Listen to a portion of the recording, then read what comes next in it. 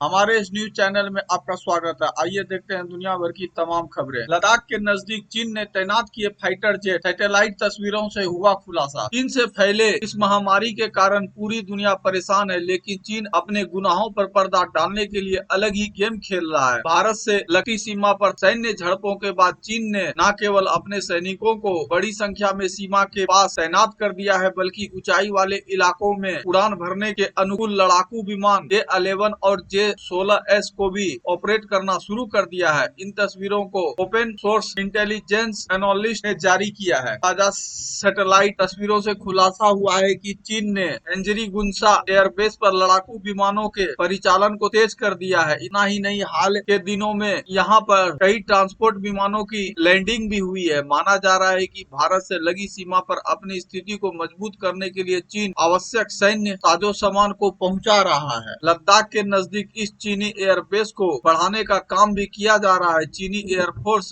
एनग्रीगुनसा airbase पर एक और रनवे का निर्माण कर रही है। इस रनवे पर भारी ट्रांसपोर्ट जहाजों को उतारा जा रहा है। चीन का सेयांग J-11 रूस की सुखोई Su-27 का चीनी वर्जन है। यह फाइटर प्लेन एयर सुपीरियर होने के साथ दूर तक हमला करने में सक्षम है। इसमें 2 इंजन लगे होते हैं, जिससे जेट को ज्यादा पावर मिलती है। चीन में निर्मित इस विमान को केवल चीनी एयरफोर्स ही ऑपरेट करती है। यह जेट 33,000 किलोग्राम तक के वजन के साथ उड़ान भर सकता है। यह विमान एक बार में 1500 किलोमीटर की दूरी तक मार सकता है। ताजा तनाव तब शुरू हुआ जब चीन ने भारतीय सीमा में चल रहे निर्माण कार्य पर आपत्ति जताई। हालांकि भारतीय सेना ने बताया कि पेगोंग में अब संघर्ष जैसी स्थिति नहीं है और वहां ज्यादा सैनिक भी नहीं है। शुक्रवार को भारतीय थल सेना के प्रमुख जनरल मनोज मुकुंद नरवणे ने 14 कॉर्प्स के लेह स्थित मुख्यालय का दौरा किया और LAC पर सुरक्षा बलों की तैनाती का जायजा लिया। उन्होंने नादर्न कमांड के chief lieutenant general YK Joshi और 14 corps commander lieutenant general Harinder Singh एवं अन्य अधिकारियों के साथ मीटिंग की और LAC के पास के जमीनी हालात से वाकिफ हुए। लद्दाख में कुछ ऐसा ही हुआ है जो चीन को खल रहा है। वहाँ साल भर पहले एक सड़क बनकर पूरी हुई है। यह काम बेहद कठिन और चुनौतीपूर्ण हालात में संपन्न हुआ। यही वजह है कि लद्दाख में चीन की छटपटाहट लगातार सामने आ रही है। पिछले दिनों भी सिक्किम और लद्दाख में चीनी सैनिक भारतीय सैनिकों से उलझ पड़े थे। जानकार मानते हैं कि वास्तविक नियंत्रण रेखा पर इस तरह की घटनाएं आगे भी सामने आ सकती है। दरअसल लद्दाख में निर्मित दारबुक श्योक दौलत वेग ओल्डी रोड मैदानी इलाका तेपसांग और गलवान घाटी तक पहुंचता है। इसे सीमा सड़क संगठन ने बनाया है। PRO भारत सरकार की वह एजेंसी है जो अपने देश के साथ साथ पड़ोसी मित्र देशों के सीमाई इलाकों में रोड नेटवर्क तैयार करती है। इसी संगठन ने ठीक 1 वर्ष पहले दारबुक श्योक दौलत बेग ओल्डी रोड का काम पूरा कर दिया। राष्ट्रीय सुरक्षा के मुद्दों पर नजर रखने वाले नितिन गोखले ने ट्वीट के जरिए लद्दाख में भारत की गतिविधियों की विस्तृत जानकारी दी है। गोखले के मुताबिक दारबुक श्योक दौलत बेग ओल्डी रोड देशपांग तक 255 किलोमीटर तक की दूरी तय करता है। इसका ज्यादातर हिस्सा तसंगे और श्योक नदी के किनारे किनारे ही है। काराकोरम श्रेणी की पर्वत श्रृंखला में कई हिमनद और बर्फीली झीलें हैं जो सड़क के साथ साथ लगती है। इन ग्लेशियरों और झीलों की बर्फ पिघलती है और पानी में बहता है। इससे इलाके में बर्फ और जमीन खिसकने की घटनाएं होती रहती है। इससे अक्सर नदी के बहाव की दिशा बदल जाती है।